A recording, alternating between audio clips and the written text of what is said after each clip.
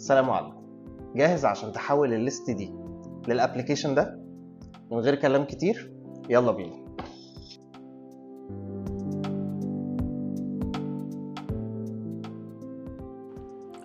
زي اي ابليكيشن في مايكروسوفت اوفيس 365 هنروح على الناين دوتس عشان نفتح باور ابس. اول ما هندخل على باور ابس هنروح على كرييت، ومن كرييت هنختار بلانك اب.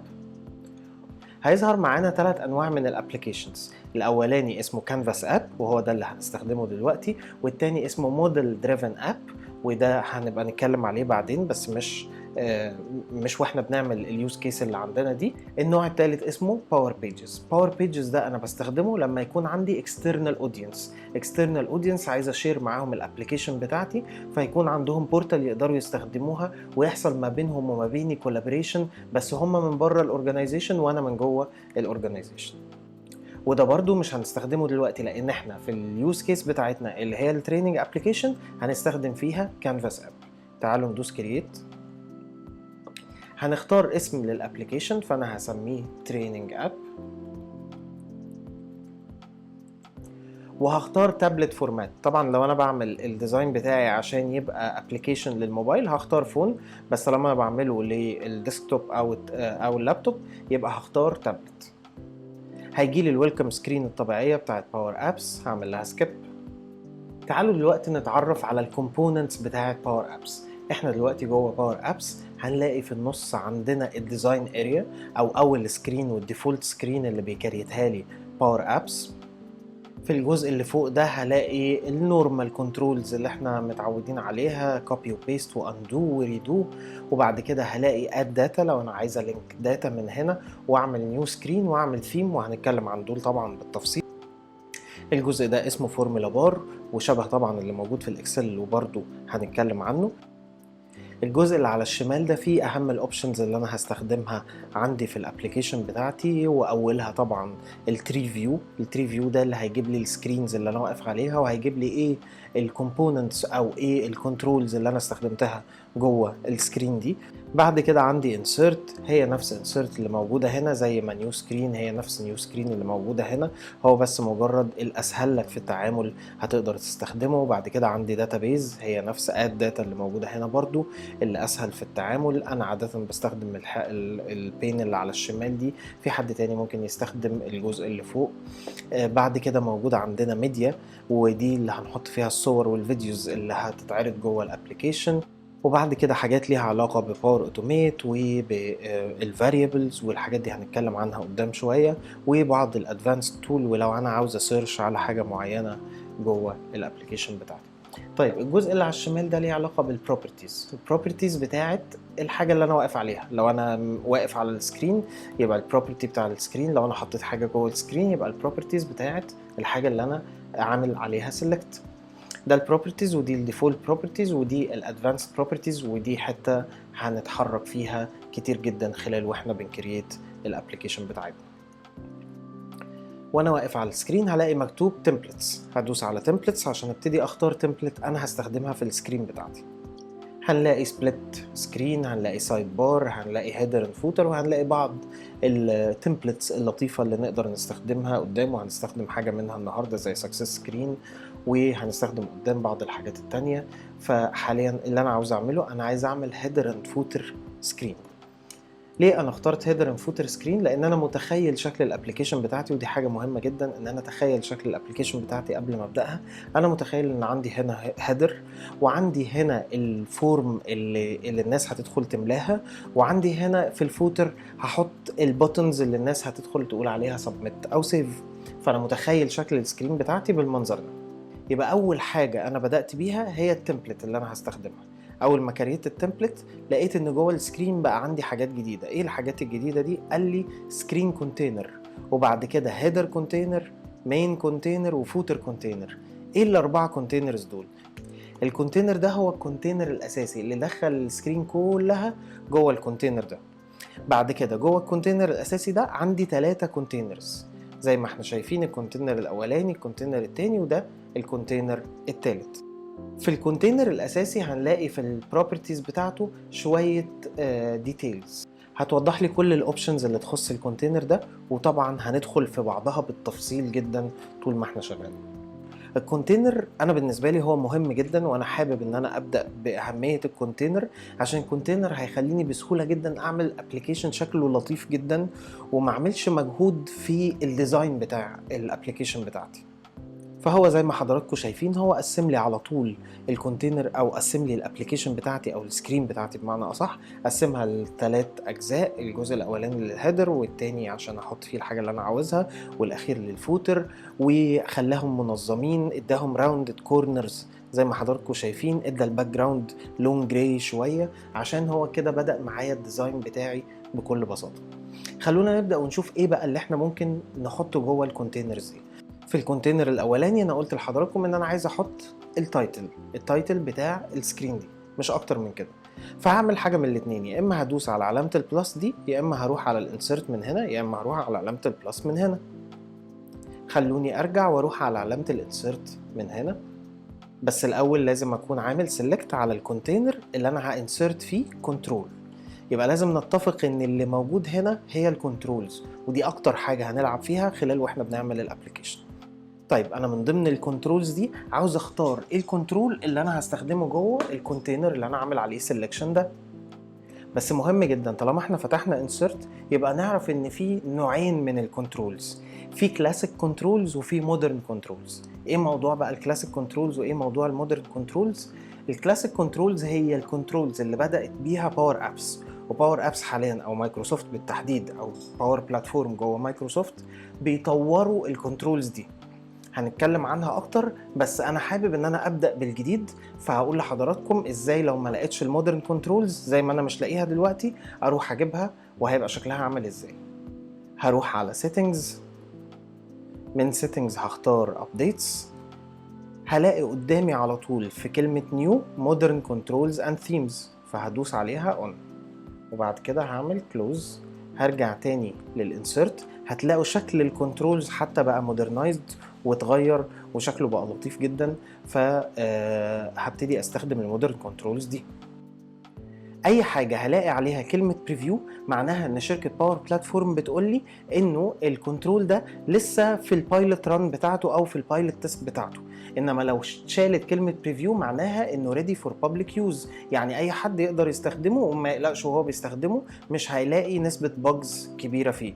طب ده معنى كده ان انا مش هستخدم البريفيو؟ لا عادي هستخدمها، لان انا اوريدي استخدمتها، وفي بعض الحاجات اللي هقدر استخدمها من دلوقتي واطمن لها وما عنديش مشكله فيها خالص على الاطلاق، لحد ما هم الباجز بتاعتهم يخلصوها ويرفعوها فور بابليك يوز. بس انا دلوقتي في بعض الحاجات هتلاقوني بستخدمها وما عنديش فيها اي مشكله، زي مثلا الاكزامبل بتاعنا دلوقتي ان احنا عاوزين نحط كنترول هنا جوه الكونتينر ده.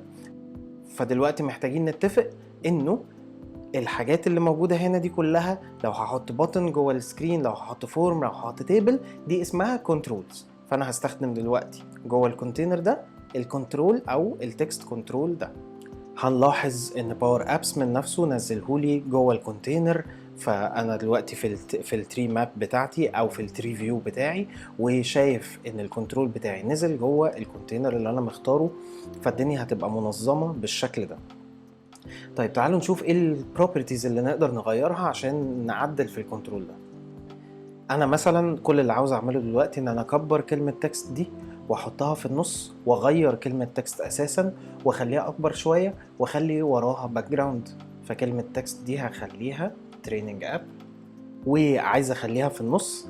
في الحالة دي بما ان انا جوه الكونتينر يبقى انا محتاج ادي شوية بروبرتيز للكونتينر نفسه، ان هو اول ما يتحط جواه فيلد او يتحط جواه كنترول، الكنترول ده يبقى موجود في النص. يعني اللي انا هعمله دلوقتي مش ان انا هنقل الكلمة تريننج اب دي وانقلها في النص، لا، بما ان انا جوه الكونتينرز فانا محتاج استخدم الكونتينرز، وانا كنت مصر زي ما قلت لحضراتكم استخدم الكونتينرز لانها هتفرق في شكل الابليكيشن جدا. مش كل الناس بتبدأ بان هي تشرح الكونتينرز، وفي ناس بتعتبرها ادفانسد، بس حضراتكم هتشوفوا في الاخر انه الكونتينر فرق تماما في شكل الابليكيشن بتاعتي. هدوس على الكونتينر نفسه عشان انا هغير في البروبرتيز بتاعت الكونتينر دلوقتي، فانا عامل سيلكشن على كونتينر وهروح على البروبرتيز وهقول جوه الالاين وجوه جاستيفاي هختار ان هو الاين تو سنتر في الجزئين دول، فهلاقي ان التايتل اتحرك وبقى موجود في النص. طيب لو انا عايز اغير الفونت نفسه يبقى انا هروح للكنترول بتاعي نفسه اللي هو التكست كنترول، هروح على البروبرتيز بتاعته وهغير الفونت سايز، هخليه 20 مثلا. بعد ما اغير الفونت سايز هدوس انتر عشان يابلاي، وبعد كده هقول له انه هو يديه فليكسبل ويدث. فليكسبل ويدث هنلاقي انه الكنترول نفسه بقى من اول الكونتينر لاخر الكونتينر. طيب انا عاوز ارجع تاني كلمة تريننج اب في النص، يبقى هاجي هروح هنا هطلع لفوق شوية وهروح على كلمة align بتاعة التكست بوكس نفسه او التكست كنترول، وهخليها بدل ما هي ستارت هخليها سنتر. يبقى كده التريننج اب بقت جت في نص الكنترول، والتحكم فيها بقى سهل وما احتاجتش ان انا احركها مانوالي واحاول اظبط مكانها. لو انا ما كنتش استخدمت الكونتينر كنت هحتاج اعمل اللي انا بقوله ده، وان انا احركها مانوالي وبالنظر كده احاول اشبه ان هي تبقى في النص، ودي مش احسن حاجة هينتهي بيها الابليكيشن. طيب دلوقتي انا عاوز اخلي الفونت يبقى بولد، هنزل لتحت في البروبرتيز بتاعتي وهختار فونت ويت وهخليه بولد. حلو قوي. انا كده عاوز اخلي الباك جراوند بتاعتها مختلفة، فهروح دايس على الكونتينر نفسه واغير الكالر بتاع الكونتينر، فهختاره مثلا اللون ده. تمام، انا كده الباك جراوند بتاعت الكونتينر اتغير لونها، بس مثلا رجعت ولقيت انه اللون الاسود بالنسبه للفونت مش هو احسن حاجه، فهغير لون الفونت واخليه لونه ابيض. هرجع على فونت كولر وهختار اللون الابيض. ابتدى شكله يتحسن. انا ممكن اكبر الفونت كمان حبه، وعاوز اخلي الفونت زي ما كبرناه دلوقتي، فلقينا ان الفونت مش ظاهر او الكلمه مش ظاهره، فبالتالي انا عاوز اغير الهايت بتاع الكنترول بتاعي اللي هو التكست كنترول، هخليه مثلا 50. كده كده طالما هو اصغر من الكونتينر فما عنديش اي مشكله، او حتى قد الكونتينر ما عنديش اي مشكله. خلاص، يبقى انا كده خلصت الحته بتاعت الاولانيه بتاعت ان انا اختار هيدر للتريننج اب بتاعي. بعد كده انا محتاج في الجزء ده او في الكونتينر ده اعمل الفورم بتاعتي اللي هحط فيها الداتا، اللي اي حد هيدخل هيسبمت الداتا من جوه الفورم دي. الفورم دي عشان اكريتها محتاج يبقى عندي داتابيز، محتاج اربط الابلكيشن بتاعتي بداتابيز معينه عشان الابلكيشن تكلم الداتابيز تروح تاخد منها الداتا او تودي عليها الداتا. وطبعا الداتابيز بتاعتنا هي الشير بوينت ليست اللي احنا عملناها في الفيديو اللي فات. لو حضرتك ما شفتش الفيديو اللي فات انصحك بانك ترجع تشوفه عشان تقدر تكمل معايا الابلكيشن ده. هنجيب بقى ونلينك الشير بوينت ليست بتاعتنا ازاي؟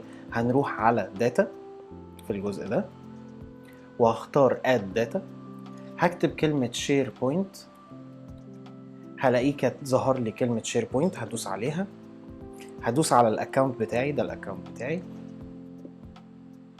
هيعمل لودنج عشان يجيب اسم الشير بوينت سايت بتاعي، فلقيت اسم الشير بوينت سايت بتاعي الاكسلنس، هختاره.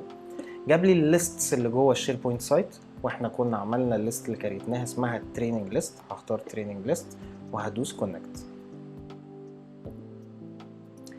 تمام كده حصل الكونكشن، وكده التريننج ليست بقت مربوطه بالابلكيشن بتاعتي. يعني لو رحت على التري فيو تاني ورجعت تاني على الداتابيز هلاقي ان انا عندي داتابيز مربوطه بالابلكيشن اللي هي اسمها تريننج ليست. دلوقتي اقدر اكريت الكنترول بتاعي اللي هو اسمه ايه؟ اللي هو اسمه فورم كنترول. هروح على انسرت وهختار فورم، فهو حط لي على طول الفورم كنترول جوه الكونتينر وقال لي عاوز تلينك الفورم كنترول دي بانه داتابيز، فانا هختار الداتابيز اللي انا اوريدي رابطها بالابلكيشن بتاعتي اللي اسمها تريننج اب. بمجرد ما كريت الداتابيز بتاعتي او بمجرد ما عملت لينك للداتابيز بتاعتي بالفورم، هو لوحده هيروح يجيب كل الفيلدز اللي انا كريتها جوه الداتابيز ويعمل لها كرييشن. يعني انا مش هتدخل في ان انا اكريت الفيلدز دي ولا اي بروبرتي جواها ولا اي نوع من انواع الكاستمايزيشن. اقدر اكستمايز طبعا، بس انا بمجرد ما قلت له روح هات الداتا من جوه الداتابيز اللي انا كريتها اللي هي الشير بوينت ليست، هيجيب لي الفيلدز دي او يجيب لي كل الفيلدز اللي موجوده جوه الشير بوينت ليست. طيب لو انا مش عاجبني ترتيب الفيلدز بالمنظر ده، انه تايتل وبعد كده كورس تايب بعد كده لوكيشن، وعايز اغير مكان اللوكيشن، هروح هدراج اند دروب اسم من هنا من كلمة كارد، هدراجها قبل كورس تايب، فهيتعدل ترتيبهم على طول، فبقت لوكيشن وبعد كده كورس تايب. فمهم جدا ان انا اعرف عشان اسلكت او ادراج او احرك يعني الكارد بتاعي، لانه ده اسمه كارد وده اسمه كارد وده اسمه كارد، كل واحد من دول اسمه كارد، جواه بعض الانفو اللي هندخل فيها دلوقتي بتفاصيلها شوية. بس عشان احرك اي كارد هحركه من كلمة كارد اللي موجودة هنا، مش من جوه الكارد نفسه. احنا كده عملنا الهيدر، عملنا الفورم، محتاجين نحط في الفوتر كلمة submit. يبقى انا جوه الفورم دي هقدر اشوف او ادي اليوزر الاوبشن ان هو يفل ان الداتا ويدوس submit. خلونا نحط البوتن بتاع submit ونشوف ايه الكستمايزيشن كمان اللي احنا محتاجين نعملها. هدوس insert وهختار بوتن. البوتن ده برضو ظهر لي في الابر ليفت كورنر جوه الكونتينر. انا مش محتاج كده، انا محتاج اخليه في النص. يبقى زي ما اتفقنا هعدل في البروبرتيز بتاعه الكونتينر نفسها، وهسلكت السنتر في الجاستيفاي وسنتر في الالاين، فهينزل لي في النص. طب لو انا مش عايزها في السنتر هنا، يبقى عاوزها على اليمين خالص مثلا او على الشمال خالص، على حسب ما انا عاوز شكل الابلكيشن بتاعتي. بس انا شايفه دلوقتي مناسب ان هو يبقى موجود في النص. هدوس على بوتن تاني عشان اغير كلمة بوتن. هرجع للبروبرتيز، احنا اتفقنا البروبرتيز يا اما هنغيرها من الجزء ده يا اما هنغيرها من الجزء ده. فانا اقدر اغير كلمة بوتن من هنا، او اقدر اروح اختار كلمة تكست مثلا من جوه البروبرتي دي واغير كلمة بوتن من هنا. الاتنين واحد، وده التو اوبشنز اللي موجودين عندي. هخليها سبميت. طيب انا حاليا محتاج ايه؟ محتاج اني لما ادخل داتا هنا جوه الفيلدز دي وادوس سبميت تروح تسمع في الداتابيز. طب لو انا عملت كده وكتبت كلام هنا ورحت سمعت ودوست سبميت، هتسمع في الداتابيز؟ لا طبعا. هو انا اساسا لما اجي اعمل من هنا بريفيو عشان اشوف شكل الفورم بتاعتي او شكل الابليكيشن، هلاقي ان الفورم مش موجوده وبيقول لي نو ايتم تو ديسبلاي. كل اللي انا هحتاج اعمله ان انا ارجع للديزاين عشان اتاكد. هو هنا بيعرفني ان انا اقدر استخدم الابليكيشن بتاعتي من غير ما اعمل بريفيو زي ما انا عملت، وبيقول لي بس دوس على الت كي عشان تو اكتيفيت البوتنز وتجربها، اللي هي زي سبميت مثلا. فانا هقول له دونت شو اجين. اوكي. فانا لو احتجت اجرب الابليكيشن من جوه بدوس على الت وبكليك على البوتن اللي انا عاوزه او بغير الفيلد اللي انا عاوزه. المهم دلوقتي احنا عاوزين نرجع ونخلي الفورم دي تظهر لما اعمل بريفيو. فانا هدوس على الفورم تاني وهرجع هنا، هلاقي في حاجه اسمها ديفولت مود. الديفولت مود دي هغيرها واخليها نيو. كده الابلكيشن بتاعتي اتحولت من edit application لنيو application. في حاله ان هي نيو application لما ادوس بريفيو هيجيب لي الفيلدز بتاعتي عادي جدا، لان هو باصص عليها ان هي نيو application. طب يعني ايه edit ويعني ايه view اللي موجودين هنا في البروبرتيز؟ edit يعني انا عندي already داتا جوه الفورم بتاعتي وهعمل لها edit، وده مش هنشوفه في الفيديو ده، هنشوفه في الفيديو اللي جاي ان شاء الله. وفيو يعني انا عندي داتا بس ما اقدرش ولا اعمل لها edit ولا اعمل نيو اساسا application. والحالتين دول هنشوفهم ان شاء الله في الفيديو اللي جاي، بس الفيديو النهارده هنشوف بس النيو فورم. طيب انا كده عملتها نيو، هقدر اعمل بريفيو وهلاقي الفيلدز موجوده. هل هقدر اكتب مثلا هنا انه ده باور اب تريننج واللوكيشن بتاعه هيكون في كايرو؟ هنلاقي طبعا الدروب ليست بتاعتنا اللي جايه من الشير بوينت ليست اللي احنا كريتناها. الكورس تايب هنختار اونلاين، والكورس ديت هنختار الديت الفلاني، ونختار اي حاجه تانية وندوس سبميت. هل ده هيسبميت؟ لا، مش بيعمل اي حاجه. البوتن ده ما بيعملش اي حاجه. ليه؟ لان انا ما قلتش لسه للبوتن ده يعمل حاجه. انا محتاج ارجع للبوتن ده واقول له ازاي يفانكشن. تمام. فانا هدوس على البوتن هنا، جايب لي البروبرتي اللي اسمها تكست. انا هغير البروبرتي اللي اسمها تكست وهختار اون سيلكت، ودي البروبرتي اللي بختارها دايما في اي حاجه كليكابل، يعني اي حاجه بكليك عليها هلاقي عندها دايما بروبرتي، او الكنترول ده عنده بروبرتي اسمها اون سيلكت. هغير فولس لان فولس ده معناه ان هو ما بيعملش اي حاجه، وهخليها سبميت فورم. هفتح قوس واختار فورم 1 هي اللي عندي وهقفل القوس ده. يفضل، ودي مهمة جدا وتب مهمة جدا، ان انا ارجع للتري فيو بتاعي وابتدي اسمي الكنترولز بتاعتي. زي ما حضراتكم شايفين الكنترولز كترت جدا، بقى عندي كنترولز كتير جدا. اللي انا بعمله ان الكنترولز اللي بحتاجها بديها اسم عشان تبقى ريفرنس سهل بالنسبة لي ان انا ارجع لها. ما عنديش مشكلة ان دي تبقى فورم 1، بس انا ممكن اغيرها واخليها نيو تريننج فورم.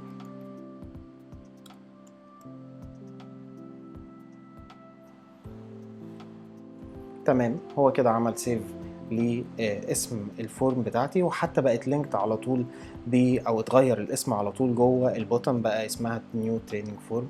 فكده هيعمل سبميت فورم للنيو تريننج فورم. هو احنا كانت ايه اللي موجود جوه الليست بتاعتنا؟ انا رجعت للليست اهو، وموجود جواها الاربعه تريننجز دول بس.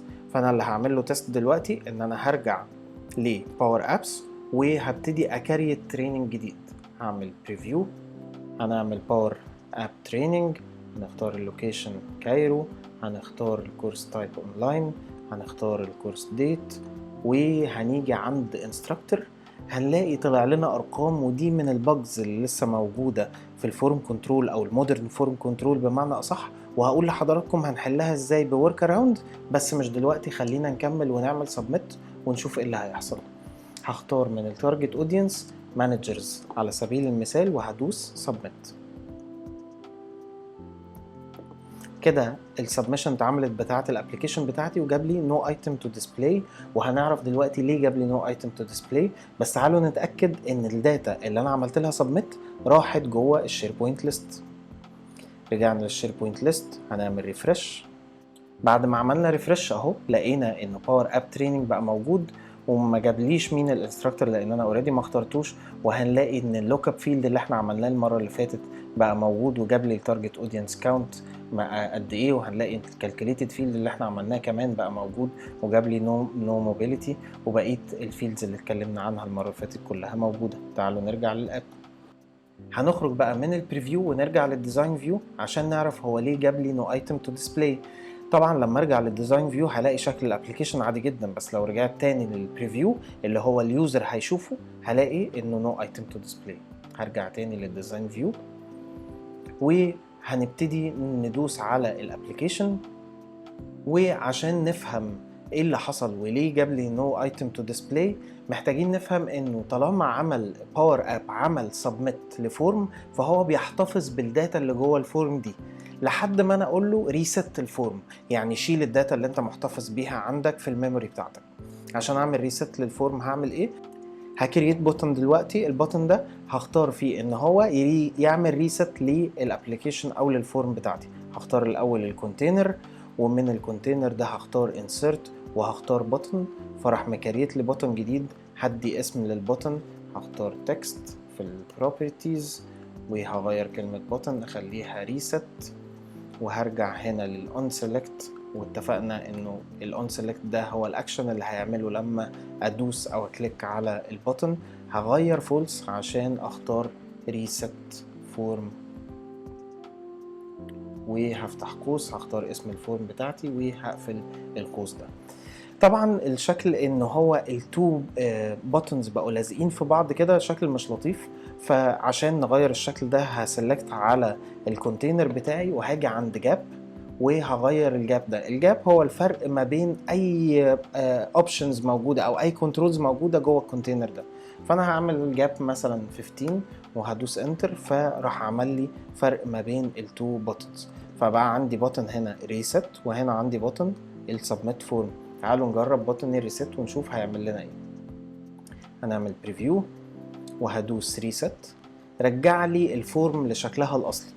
معنى كده ان انا كل مره هادي الفيلدز بتاعتي وادوس سبميت هحتاج ادوس ريست تاني؟ لا، انا مجرد بس وريتك شكل البوتن عشان تتخيل هو ايه اللي بيحصل، بس احنا هنعملها بشكل تاني مختلف. بمعنى هل احنا نقدر نخلي جوه سبميت جوه نفس البوتن ان هو يعمل سبميت ويعمل ريست في نفس الوقت؟ ينفع، بس هيبقى فيها مشكلة صغيرة. بس خلينا نمشي الاكسبيرينس واحدة واحدة نشوف ازاي نحطهم جوه نفس البوتن. هخرج بره البريفيو وبعد كده نشوف هتبقى مشكلتها ايه وحلها ايه كمان ان شاء الله. عشان لو حد جرب وقابلته المشكله دي يعرف هي جت اساسا منين. طيب فانا عندي هنا اوريدي عملت سبميت فورم، هعمل سيمي كولون، اللي هي بالشكل ده، هعمل سيمي كولون دي وهعمل جنبها ريست فورم.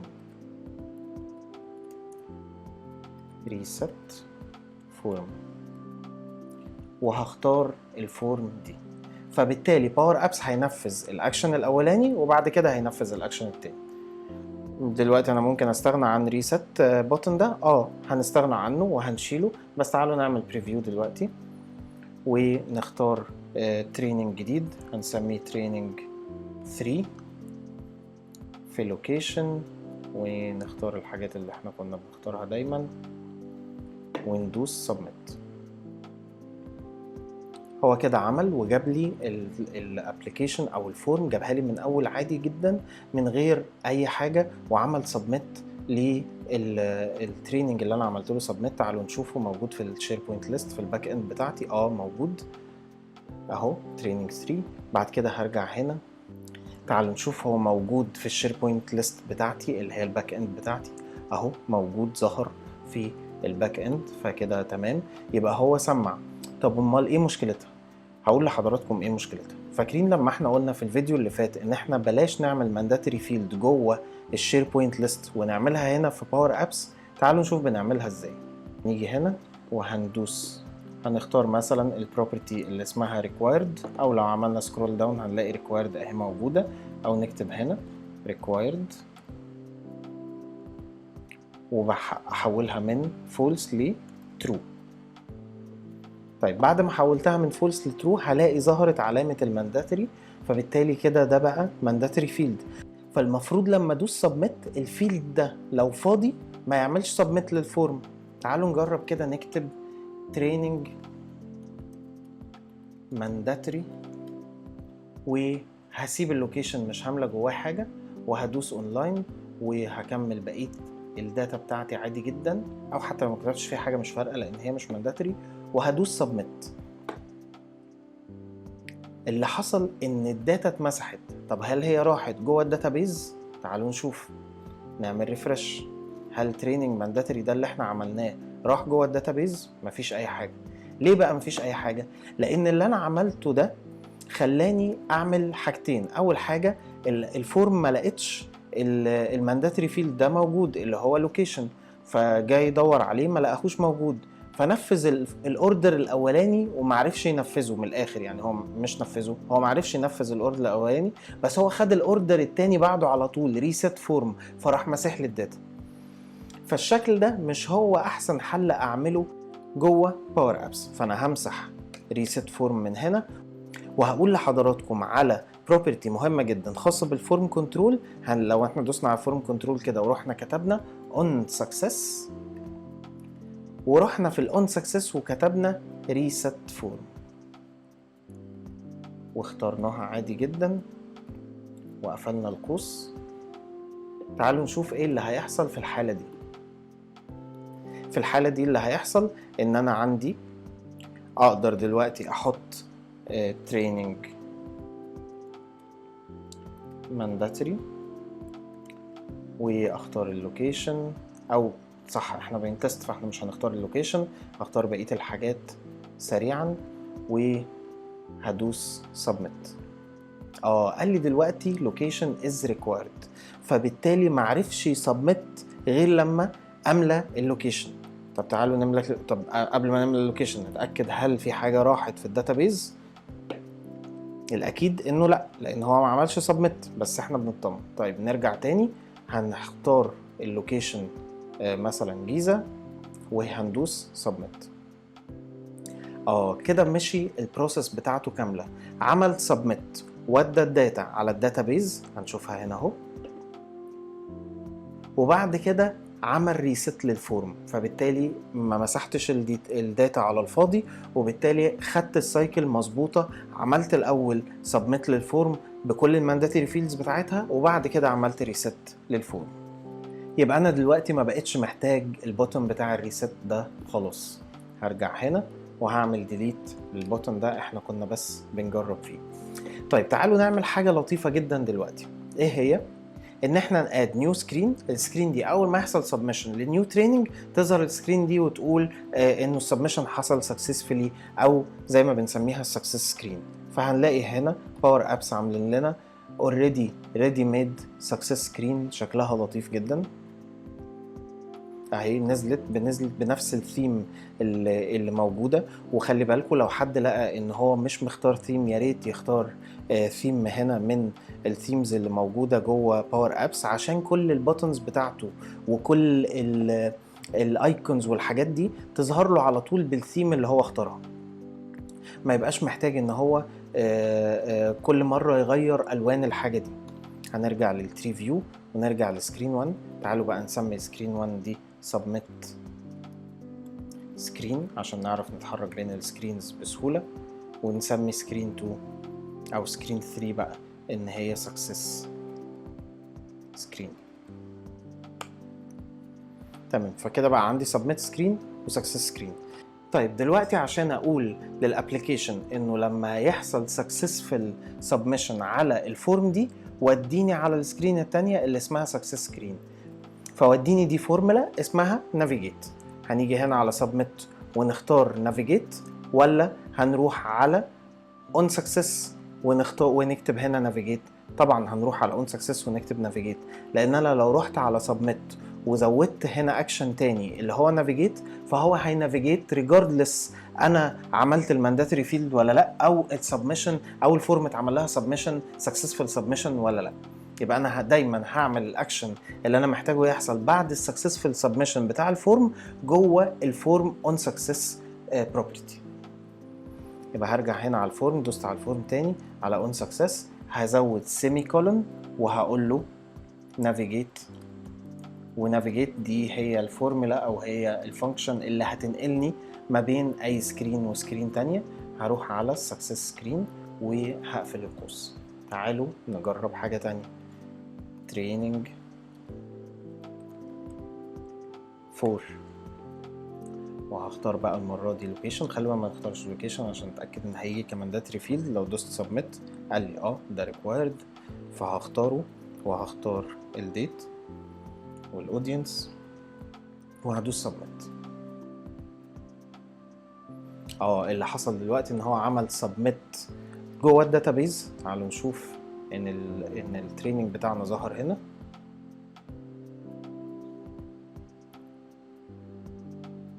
اهو، تريننج 4 اللي احنا لسه عاملينه. وهنرجع تاني للابليكيشن وهنلاقي السكسس سكرين بتاعتنا.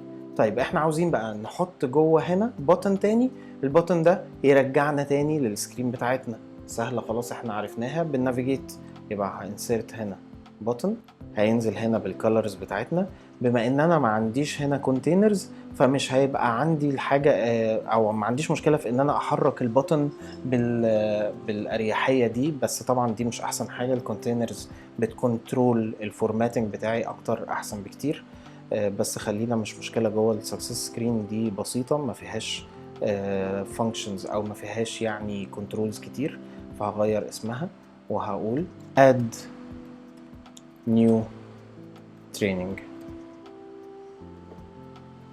ممكن اكبر الفورم او البوتن شوية عشان تبقى اوضح. وطبعا لازم اختار في الاون سيلكت بروبرتي بتاعتها ان هو ينافيجيت على السكرين دي، نافيجيت على السكرين اللي اسمها submit سكرين عشان يرجع تاني. ونعمل بريفيو. فلو دوست add new training فبالتالي حصل خلاص ان انا بقى عندي لوب. مجرد ما هاد new training وادوس submit هيوديني على السكسس سكرين، سكسس سكرين هترجعني لاد نيو تريننج. فبقى عندي اللوب ده موجود جوه الابليكيشن بتاعتي، فمحدش هيعطل او محدش هيروح على سكرين مش هيعرف يروح على السكرين التانية بعدها.